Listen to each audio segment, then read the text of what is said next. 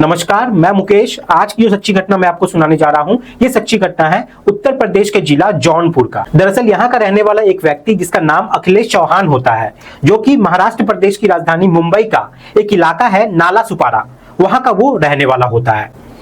अखिलेश चौहान को कुछ पैसों की जरूरत थी क्योंकि उसने 1 BHK यानी कि 1 BHK एक फ्लैट खरीदा था। उसका पेमेंट का जो टाइम था वो बहुत नजदीक आ रहा था, इसलिए उसने बड़े भाई विजय को फोन किया, लेकिन विजय का नंबर यहां पर बंद आ रहा था। अब उसने अपने भाभी को फोन किया। भाभी का नाम चमन उर्फ गुड़िया देवी होता है। भाभी से कहता है कि भाभी मुझे भैया से बात करा दो। यह सुनकर भाभी कहती है कि ये गोरेगांव गए हुए हैं, वहां पर कुछ काम है, जब वो काम करके आ जाएंगे तो मैं तुम्हारी उनसे बात करा दूंगी। और कुछ इस तरीके से करते करते लगभग 10 दिन का समय जो है वो बीत जाता है। अब यहाँ पर अखिलेश अपने एक और बड़े भैया जिनका नाम अजय चौहान होता है उनसे कहता है कि भैया विजय भैया का कुछ अता पता नहीं चल रहा है, हम लोगों को पता कर देखना चाहिए। अब वो दोनों भाई पहुंच जाते हैं विजय के घर पे, लेकिन वहां मेन गेट पर ताला लगा हुआ था। फिर वो वहीं सामने ही एक दुकान वाले के पास जाते हैं और जाकर पूछते हैं कि क्या तुमने हमारी भाभी और भैया को देखा है?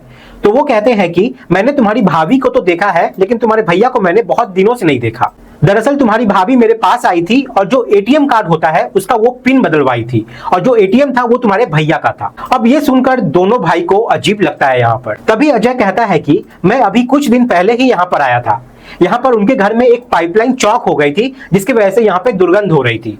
उसी को ठीक करने के लिए मैं यहाँ पे आया था। अब ये बात वहीं पर एक पड़ोसी भी खड़े खड़े सुन रहा था। अब पड़ोसी ने कहा कि क्या बात करते हो, यहाँ पे तो कोई भी पाइपलाइन है ही नहीं।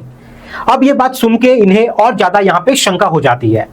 अब ये तत्काल ही दोनों जाते हैं और जो घर में ताला लगा हुआ था उसको तोड़ देते हैं। आखिरकार वो टाइल्स को तोड़ा जाता है। जैसे ही टाइल्स टूटती है तो बहुत ज्यादा वहां पे दुर्गंध अचानक से आने लगती है।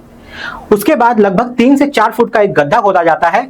गड्ढा खोदने के बाद पता चलता है कि वहां पर एक लाश थी जो कि बुरी तरीके से सड़ चुकी थी। अब दूसरी तरफ जो पुलिस यहाँ पे थी वो गुड़िया देवी को लगातार तलाश करने की कोशिश कर रही थी।